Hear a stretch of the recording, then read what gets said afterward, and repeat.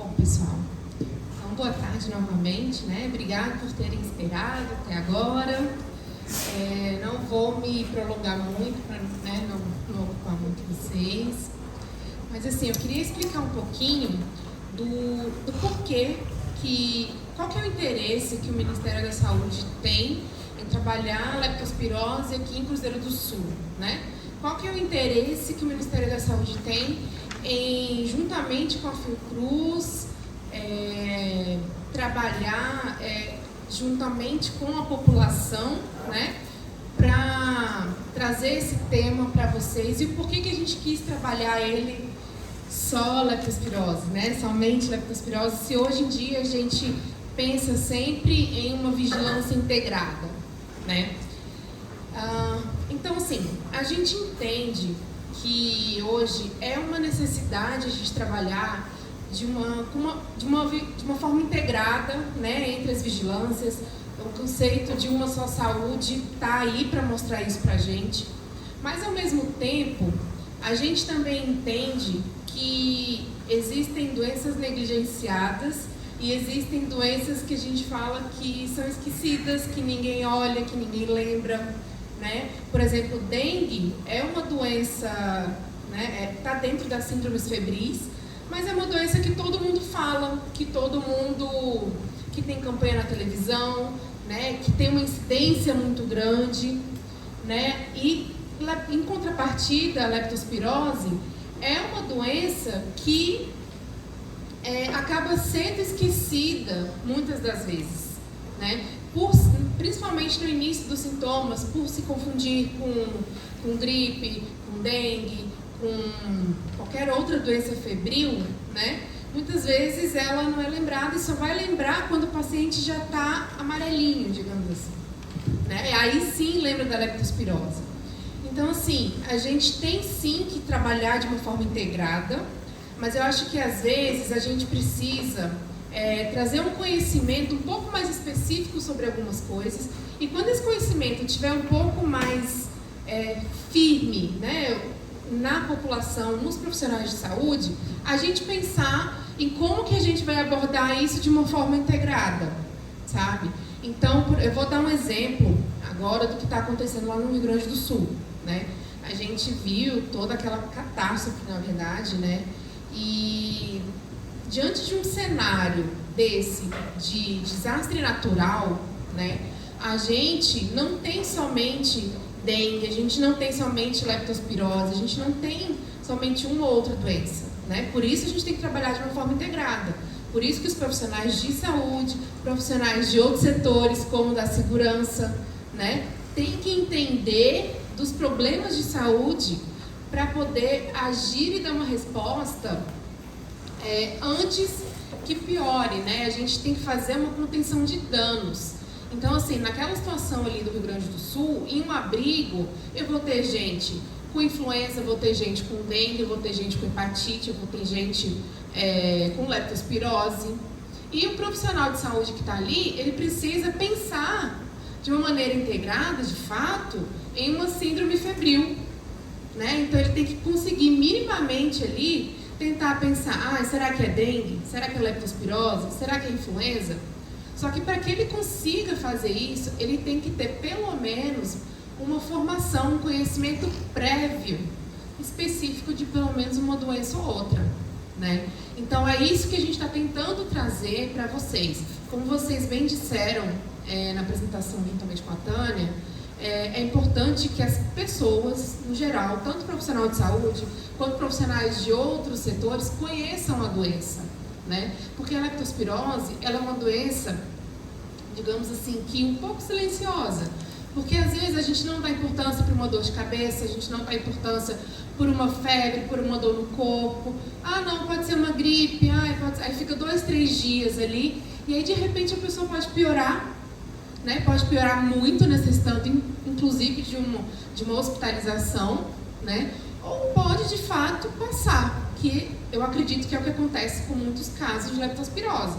A pessoa teve um pico febril ali que passou, teve uma dor de cabeça, uma dor no corpo, não deu importância e passou, ok. Mas a gente tem 10% dos casos que evolui para o óbito. E a gente tem 30% dos casos que ficam em forma grave, né? Então, geralmente, que é o que a gente consegue pegar, que é a forma grave desses casos, né? Então, se a gente consegue passar esse conhecimento para a população, fica muito mais fácil da gente conseguir pegar os casos leves. Porque eles, ao menor sinal de febre, dor de cabeça, dor no corpo, eles vão procurar um atendimento médico, né? A gente sugeriu, inclusive, a presença do Corpo de Bombeiros aqui, da Defesa Civil, porque são profissionais que trabalham, né, diretamente com situações de risco. Né? Eu acho que tinha mais cedo os meninos da limpeza urbana aqui também, né? Eles trabalham em situação de risco, eles se expõem muito. Então, esses profissionais, eles precisam saber quais são os sinais e sintomas da leptospirose, por exemplo. Né? Porque eles podem estar sujeitos a uma situação, daqui 2, 3 dias ele adoece, ele vai para o hospital, ele não comenta que teve, olha, eu sou bombeiro, né? Fui socorrer uma vítima, né, na cheia, fiquei ali muito tempo na água, então eu trabalho com limpeza urbana, né? Eu retiro o lixo ali da rua e muitas vezes eu posso me cortar, né? Eu posso pegar em algum material que tenha urina de roedor, por exemplo, né? E acaba passando a mão no olho, alguma coisa assim. Isso favorece a infecção. Então, ele precisa contar isso para o médico. Precisa facilitar para o médico. A gente reclama muito que o médico não suspeita, Mas assim, eu acho que é um conjunto, né? A gente também não pode só jogar tudo em cima do médico. Porque para o médico ele está olhando apenas os sinais e sintomas. Claro que a gente sempre fala para o médico olhar a epidemiologia da doença, fazer aquelas perguntas, onde você mora, onde você esteve, o que você trabalha, você viajou, não viajou, né? Mas se a gente puder dar uma ajudinha, por que não?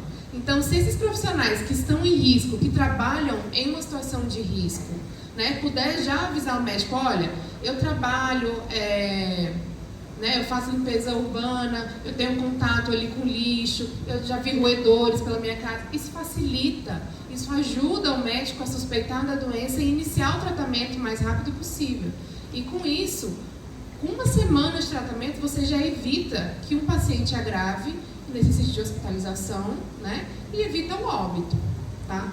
Então, assim, esse é o nosso motivo, esse é o nosso motivo, a nossa preocupação. A gente quer informar tanto os profissionais de saúde quanto a população, né? E eu, como técnica do Ministério da Saúde, eu enxergo uma dificuldade nossa em trabalhar com a população muitas vezes. A gente trabalha muito com os profissionais de saúde, a gente faz capacitação, olha, os sinais e sintomas são esses e tudo, mas a população em si, a gente tem uma dificuldade de chegar até eles, de que o nosso conhecimento, né, a nossa forma, a nossa linguagem, tudo, a gente tem uma certa dificuldade, então, por isso a gente pediu o apoio, né, do pessoal da Fiocruz, que já costuma trabalhar com esse tema com a população, para que facilite esse conhecimento, sabe? Então, agora, eu não sei se vocês chegaram a ver na mídia alguma coisa nesse sentido, né? Que o pessoal do Rio Grande do Sul está muito preocupado com a leptospirose, né? E aí está tentando disponibilizar medicamento para fazer profilaxia, né? A gente não recomenda a profilaxia porque não tem evidência científica robusta, digamos assim, né? Porque são só grupos pequenos. Se a gente, de fato, for fazer quimioprofilaxia naquela situação, a gente vai ter que medicar mais de 1 milhão de pessoas.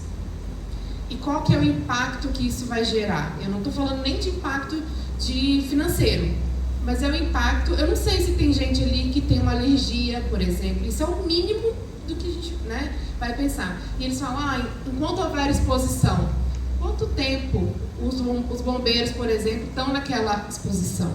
Então, assim, o que a gente recomenda, de fato, é que, se teve a exposição, fique atento aos sinais e sintomas, porque tem tratamento e pode ser tratado mesmo sem confirmação diagnóstica.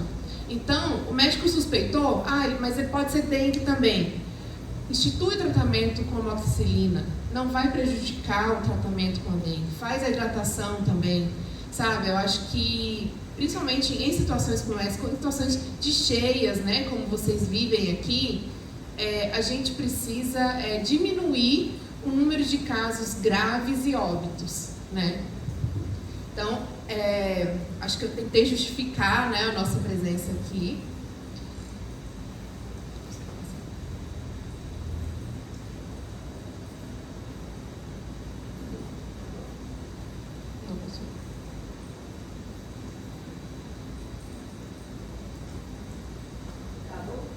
Não sei, acho que sim. Deixa eu ver.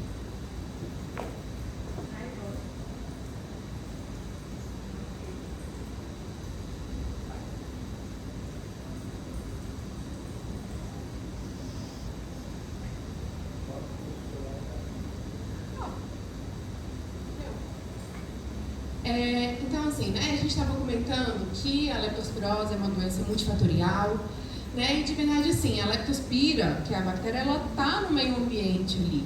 Então, mas ela não depende unicamente da presença dela para infectar. Ela precisa de um pH ideal, ela precisa de uma temperatura ideal, né, ela precisa de uma umidade ideal.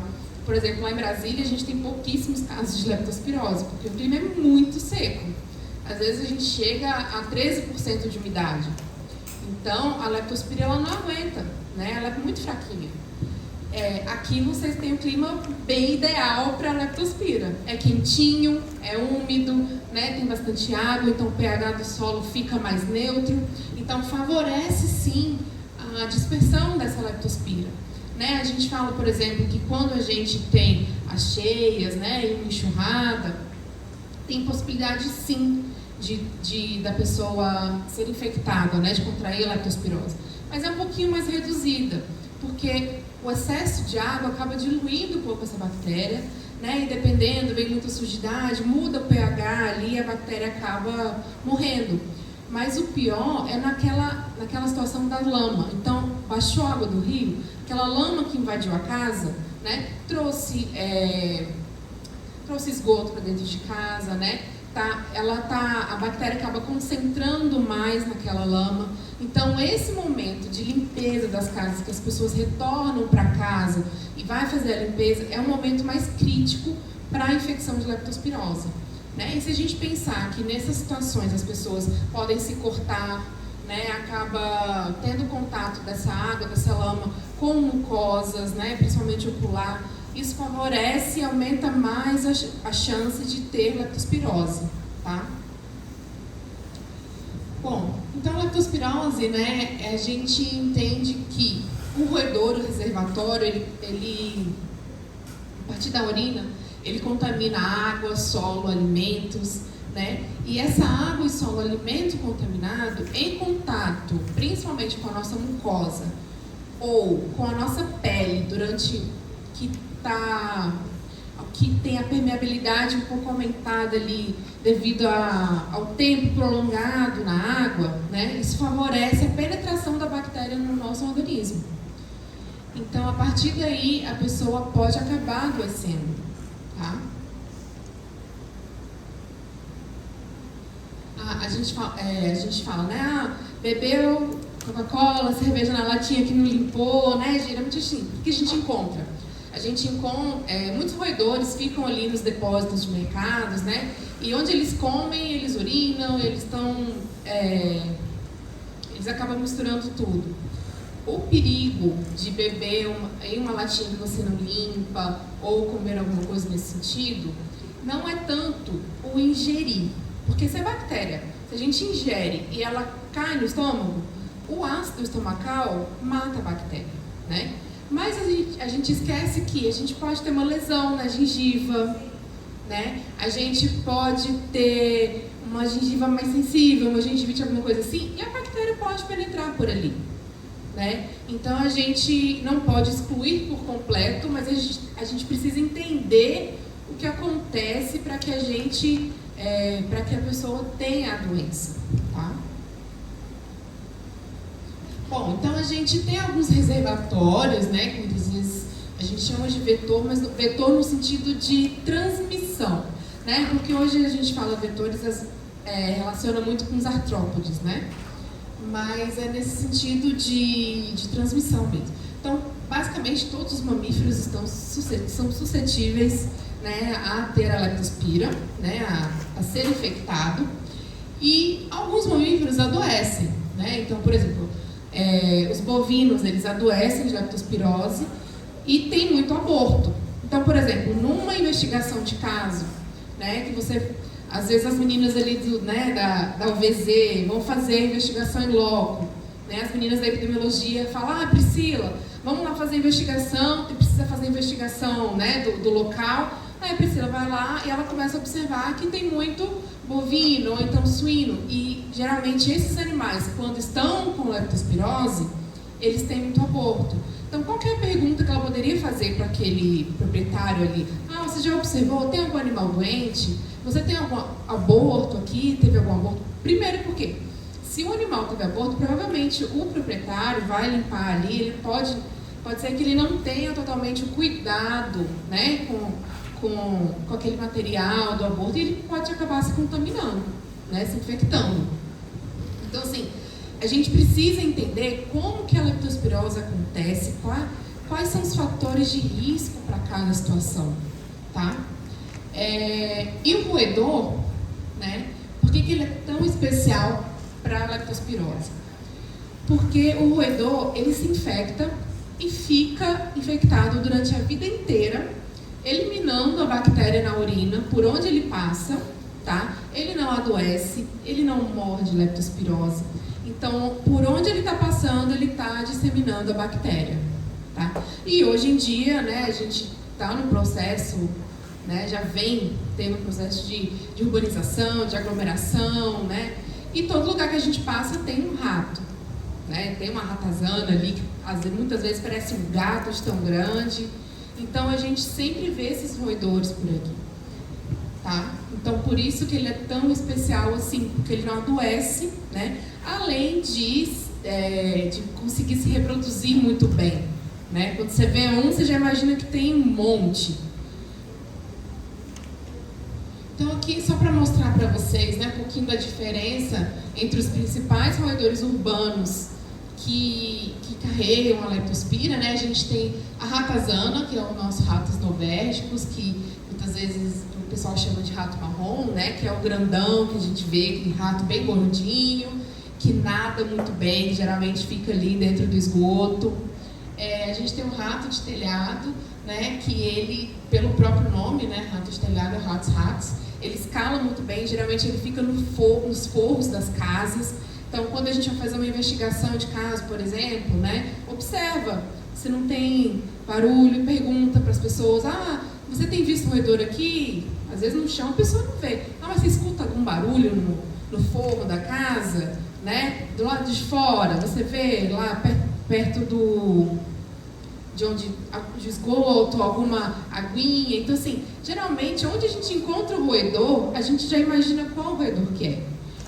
Por que eu preciso saber qual roedor que é? Eu não vou colocar uma isca, né, para matar um roedor, vamos supor, um rato de telhado. Eu sei que ali tem rato de telhado. Eu não vou colocar uma isca no esgoto, por exemplo. Ele não vai estar lá, entendeu? Então é aí para isso que a gente precisa entender qual que é a espécie de roedor. E a gente tem o camundongo, né, que é um dos músculos, que geralmente é aquele roedorzinho, ratinho que a gente encontra dentro de casa, que afasta o fogão e às vezes ele tá lá, todo danadinho, pegando as sobras de comida ali atrás do fogão, tá dentro do armário. É bem o Jerry mesmo do desenho, sabe? Ele faz umas toquinhas assim nos cantos. Me corrija se eu estiver errado, Paulo, por favor. Né? Então, assim, a gente consegue... É para isso que a gente necessita também de uma investigação bem feita de leptospirose. Porque a partir dessa investigação, a gente consegue orientar, né, as medidas de prevenção e controle mais fidedignas da realidade que a gente está vendo. Se eu encontrei em uma propriedade a possibilidade da transmissão da leptospirose está sendo por criação de animais, né? Por bovino, suíno, eu não vou recomendar que ele faça uma desserratização, né? assim, a gente tem que pensar na lógica e entender. A gente teve em Divinópolis, Minas Gerais, se não me engano. Teve um treinamento do Corpo de Bombeiros, agora eu vou ficar falando toda hora o Corpo de Bombeiros, só pra a gente teve um treinamento, 60 profissionais ficaram doentes com leptospirose. Então, né, foi um surto, basicamente, assim. 60 profissionais ficaram doentes. Então, a gente, até conseguir fazer uma investigação para entender o que estava acontecendo, então, o que aconteceu? Eles tiveram um treinamento, né, em um local, e nesse local eles fizeram uma piscininha de lama, né, aquela coisa toda para fazer o treinamento, e logo em seguida adoeceram. A gente fez a sorologia de todo mundo e fez o teste de microaglutinação. E o sorobá era um sorobá que era mais predominante em bovinos, né? E aí a gente perguntou para eles se eles conheciam o local. E eles falaram que o local era um antigo abatedouro. Então, assim, fez todo o sentido. A gente não ia conseguir recomendar que fizesse ali uma desratização do local e tudo mais, porque, inclusive, eles falaram que nem viam o roedor. Né? Então, é para isso que a gente precisa fazer investigação, lançar mão de todas as formas de entendimento que a gente possa ter pela doença, tanto epidemiologicamente, quanto clinicamente, quanto laboratorialmente, né? Então, essa é a ideia da gente entender como que funciona a dinâmica da doença. Em relação aos aspectos clínicos, eu vou falar bem brevemente, né? A doença ela tem um período de incubação que vai de 1 a 30 dias. Então, por exemplo, se você se expôs, né? Teve uma enchente, você se expôs, ou se durante uma coleta de lixo você se machucou, né? Alguma coisa nesse sentido. Você tem de 1 a 30 dias para manifestar os sintomas. Geralmente, acontece dentro de uma semana, tá? Mas no segundo dia você já pode manifestar. Então, assim, em média, né, de 5 a 14 dias esse período de incubação. E aí, na primeira semana, começou uma febre bem alta. Nessa primeira semana, a bactéria vai estar circulando no sangue. Então, ela vai fazer uma leptospiremia, que a gente chama, que é o momento que ela está circulando no sangue e se multiplicando. Ela dá uma febre bastante alta e inicia com uma dor bastante forte na região lombar e na panturrilha. Isso é um bom sinal para diferenciar um pouquinho de dengue, porque dengue dá uma dor no corpo generalizada, sabe? Aquela coisa que você não consegue nem olhar para nada, né? E a leptospirose já é uma dor um pouco mais focalizada. Claro que dá dor no corpo todo, mas o que, pelo menos, né, os pacientes citam é que eles reparam muito mais essa dor na lombar e na panturrilha. E a dor na panturrilha é uma dor também que, se apertar a panturrilha da pessoa, ele vai quase que gritar de dor, tá? Porque a bactéria está ali destruindo os vasos sanguíneos. Ela adora esses músculos esqueléticos, principalmente da panturrilha. Então, ela acaba degradando ali a musculatura. Então, depois dessa fase que ela está no sangue, ela começa a ir para os órgãos, né? Então, é a fase imune que a gente chama. Que à medida que ela meio que está se escondendo do sistema imune, né? É a fase que começa a produção de anticorpos, né? Ela tende a ir para os órgãos. Então, basicamente, onde a bactéria se encontrar, ela faz um estrago, né? Mas claro que ela tem suas preferências. Ela tem preferência pelo rim, pelo fígado, pelo baço, né? Na verdade, ela gosta mesmo de degradar a parede celular de vaso sanguíneo. Então, assim, onde ela consegue degradar ali, ela está bem satisfeita. Então, a leptospirose, ela pode dar uma sufusão conjuntival, porque ela acaba começando a degradar os vasos sanguíneos da região ocular, né? Pode ter episódios de hemorragia, epistaxe, né? Sangramento nasal, né? A icterícia, né? Que é uma icterícia um pouquinho diferenciada da icterícia da hepatite, porque é uma icterícia alaranjada, a pessoa fica mais laranjada do que amarela, tá? E alguns sinais de alerta que a gente chama, né, que em relação à tosse e dispneia, Porque quando a bactéria vai para o pulmão, ela faz uma pneumonia, e essa pneumonia é bastante importante porque ela já é uma pneumonia de rápida evolução. Então, se o paciente é suspeito de leptospirose e está apresentando tosse e dispneia, esse paciente já deve ser hospitalizado, tá bom? Alteração de nível de consciência e hipotensão já são sinais bastante graves, tá bom? E o tratamento, como a gente estava comentando, a gente não necessita aguardar a confirmação do diagnóstico laboratorial para iniciar o tratamento, né? Vem aí também a dificuldade da vigilância, porque se eu já trato o meu paciente, quem diz que ele vai voltar para coletar a amostra, para me passar mais informação, né? E é por isso que a gente precisa informar a população, a gente precisa dizer para eles o porquê que a gente quer uma segunda amostra, o porquê que a gente quer informação de saber onde ele mora, de saber as condições que ele mora, né? E com isso a gente fortalece o vínculo com a população e facilita o nosso trabalho, tá? Não é fácil, eu sei, mas essa é a nossa necessidade. Então, na fase precoce, que é justamente nessa primeira semana, né, a gente pode instituir um tratamento com doxiciclina ou amoxicilina, ou um ou outro. Não tem por exemplo, não tem uma predileção por dox ou amox. A doxiciclina, a facilidade é que o paciente toma a cada 12 horas, né? Então, teoricamente, teria uma facilidade aí. E já na fase tardia, quando ele basicamente está hospitalizado, né, e ele vai precisar de medicamentos endovenosos. Bom, em relação aos aspectos epidemiológicos, né, a gente tem algumas exposições de riscos que vocês bem citaram aqui, né, as situações das cheias, das enchentes, né, a pessoa ali, não sei quanto tempo que esse moço vai ficar com esse pé dentro da água, né, isso vai aumentar a permeabilidade da pele dele, vai facilitar a entrada da bactéria. Se ele tiver um corte na perna, piorou, vai facilitar ainda mais. E daqui 1 ou 30 dias, em média, uns 14, 15 dias, ele pode adoecer, né? Condições, né, de saneamento básico, né, como foi falado, e é por isso que a gente precisa de uma ação intersetorial em relação à leptospirose. Não adianta só o profissional da saúde saber da importância da doença, não adianta a gente sensibilizar só a vigilância, né? A gente precisa sensibilizar tanto os profissionais de assistência quanto os outros grupos de profissionais, né?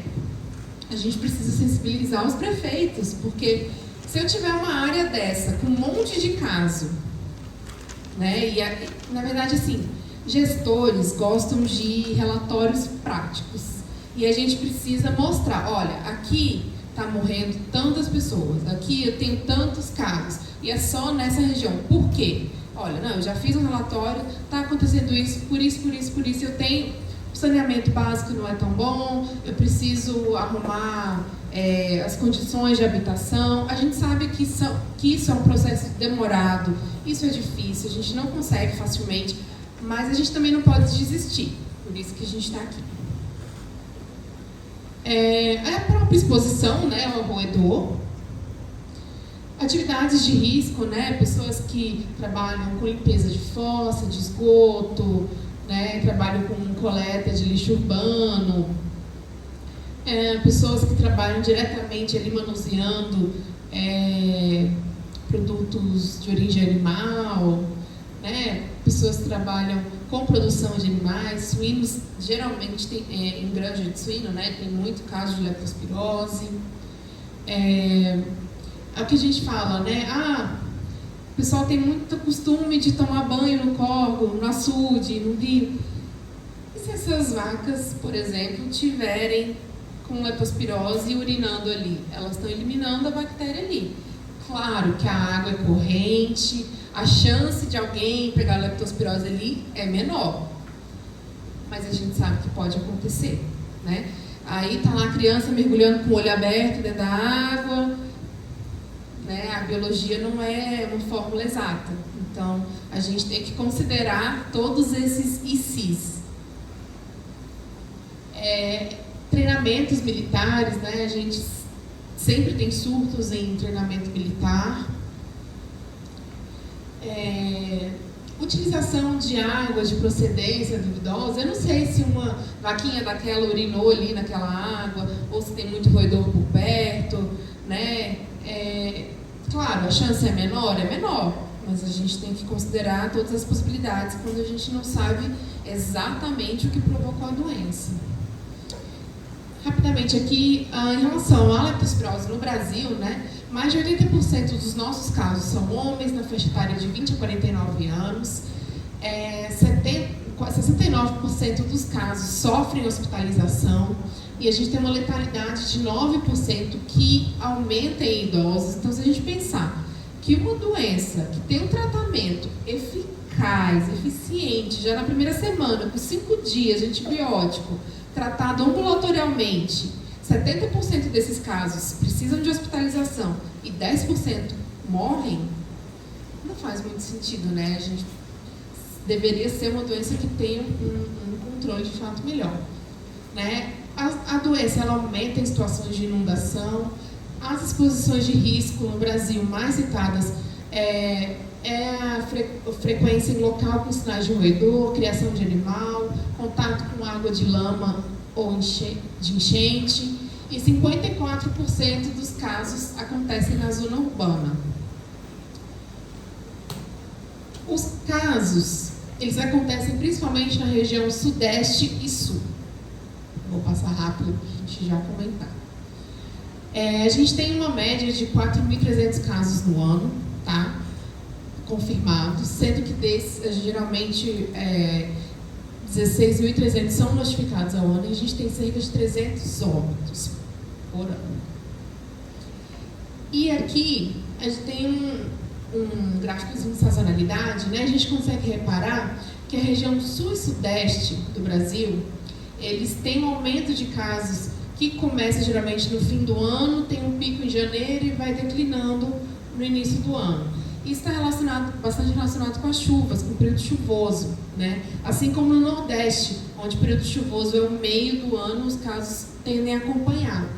E aqui na região norte, olha, principalmente em março, que eu acho que é a época chuvosa de vocês, né? A gente tem um pico ali de casos. E na região centro-oeste, que é seco, quente, úmido, ninguém se cria, o nariz sangra todo dia, a bactéria não se cria, a gente tem poucos casos. Então, diante desses dados que eu passei para vocês, olhando aqui, né, o Acre ele é o terceiro estado que mais tem casos confirmados de leptospirose. E a gente, lá no Ministério, a gente tem como se fosse um projeto, né, para trabalhar a leptospirose em alguns locais. E a gente escolheu o Acre para trabalhar, né, esse ano, e 2 municípios do Acre para que a gente pudesse trabalhar. Então a gente escolheu Rio Branco e Cruzeiro do Sul, né, que são os municípios que mais confirmam casos. Tá? E pensando assim, nesses dados, né, 54% dos casos acontecem na zona urbana, mais em homem e tudo mais. Uma coisa que a gente vem observando, principalmente trabalhando aqui junto com a CESAC, junto com vocês, é que os casos de leptospirose aqui têm uma diferenciação, né? A mesma recomendação que eu faço para São Paulo não pode ser a mesma que eu faço para o Acre, né? Muitas vezes a gente fazia capacitação e convidava técnicos do Acre para ir para capacitação no Rio de Janeiro, e fica difícil para ele tentar extrapolar isso para a realidade de vocês, né? Por exemplo, São Paulo não vive uma vida tão ribeirinha quanto vocês, assim, né? Por assim dizer. Então a gente precisa, e o que a gente está fazendo aqui agora é isso. A gente quer tentar entender como que a doença acontece aqui, para que a gente faça medidas de prevenção e controle focadas no município. Sabe? Entendendo como que acontece a doença aqui. Tá? E aí, para isso, a gente precisa da ajuda de todo mundo. Bom, em relação ao risco que afeta os moradores, né, de Cruzeiro do Sul, O sinal, né, frequência com local de sinal de roedor é o principal, mas o segundo tem relação com criação de animais. Então, será que a maioria dos casos não estão relacionados a produtores rurais, a produtores, né? E talvez até faça um sentido, porque a letalidade aqui não é tão alta. A letalidade aqui está em torno de 2%. Né? Mas quando a gente vê o número de casos, ele sobe. E a incidência, em 2014, chegou a 200 casos por cada 100 mil habitantes. É muito caso. Né? E aí, se a gente pensar, será que o sistema de saúde está pronto para receber esse tanto de caso? Né? E é uma coisa que a gente precisa se organizar. Então, assim, a gente precisa entender como a doença está acontecendo. Né? Deixa eu ver aqui. Então, em relação à vigilância, né, a gente falou de notificação mais cedo. A gente tem alguns objetivos, que é reduzir a letalidade da vigilância, monitorar a ocorrência de casos, identificar os sorobares circulantes, que eu falei para vocês que é interessante que a gente identifique esses sorobares para que a gente identifique quais são as situações que favorecem, né, o risco para a doença. Então, se a gente vê que aqui, em Cruzeiro do Sul, circulam sorobares que tem uma preferência maior por suíno, por bovino, a gente já entende que de fato a letalidade tende a ser menor. Né? Agora, se a gente consegue enxergar que a maioria dos casos tem o sorovar icterohemorrágico, que está bem relacionado ao roedor urbano mesmo, a letalidade sobe bastante. Então, aí já é um outro tipo de prevenção e controle que a gente tem que fazer. Né? Em relação à vigilância, né, a gente tem o componente da vigilância epidemiológica, que é a investigação de casos, né, a notificação, e a vigilância epidemiológica, na verdade, no caso da leptospirose, é um pouco mais focada no controle de roedor, mas isso a gente já está revendo, né, porque a gente já consegue entender que só matar o roedor não está sendo suficiente. Então, mesmo em um local que a gente está fazendo controle químico de roedor, continua tendo casos de leptospirose. Exatamente porque a bactéria está no solo, as pessoas têm contato com o solo propício, né, para a multiplicação da bactéria, mesmo sem roedor ali. Então, a gente precisa pensar em outras estratégias que não somente o controle químico de roedor. A gente tem duas definições de caso suspeito, né? Na verdade, 2 critérios. O primeiro critério é suspeito quando ele é um caso leve ainda. Então, eu tenho febre, cefaleia e mialgia, né? E a minha exposição. E o segundo caso já é um indivíduo que tem febre, cefaleia e mialgia e alguns sinais de gravidade, como sufusão conjuntival, icterícia, algum fenômeno hemorrágico, tá? Só um parêntese. Lá no Rio Grande do Sul, a gente sugeriu, por exemplo, até mesmo no início do ano aqui, né, a gente sugeriu deixar a definição mais sensível, porque essa definição, indivíduo com febre, cefaleia e mialgia e que teve exposição, durante uma cheia, todo mundo teve exposição, né? As pessoas estão desabrigadas, as pessoas ficaram um tempo ali na água, tentando tirar móvel, tentando ajudar o amigo, tentando salvar a família, elas vão ter dor no corpo, elas vão ter dor de cabeça. Né? Então, a gente sugeriu que usasse só o critério febre, tinha que ter a febre, né? E a gente já entende que teve toda essa exposição e já entra com tratamento para evitar a gravidade dos casos, porque numa situação de enchente, o que a gente menos quer é ter pessoas hospitalizadas, porque pessoalmente não tem, o sistema não suporta. Né? Bom, o critério laboratorial, todo mundo, eu sei, é um gargalo da vigilância, é um gargalo nosso mesmo. A gente, infelizmente, ainda não temos um teste laboratorial rápido, bom, confiável para detectar a leptospirose.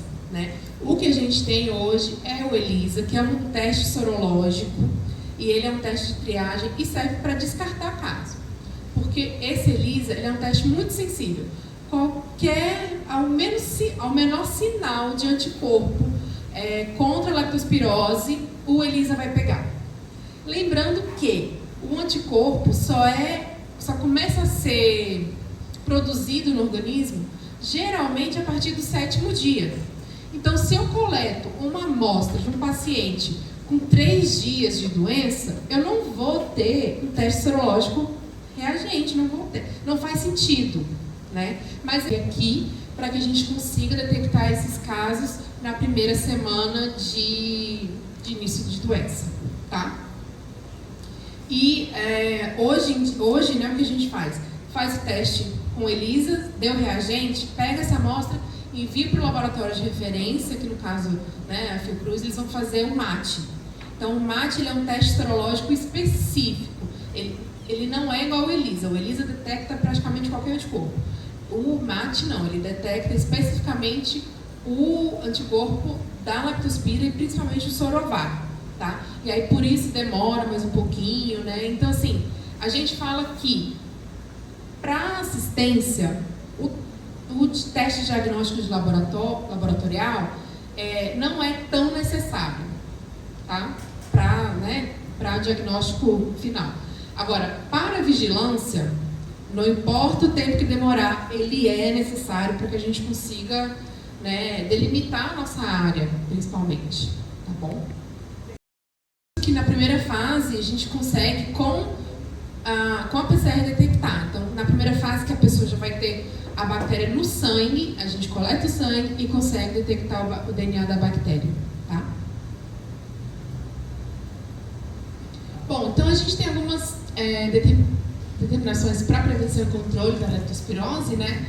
A gente sempre fala da determinação do local provável de infecção. Para que eu tenho que saber qual é o local provável de infecção? Para que eu tenho que fazer a investigação? Para que a vigilância precisa disso?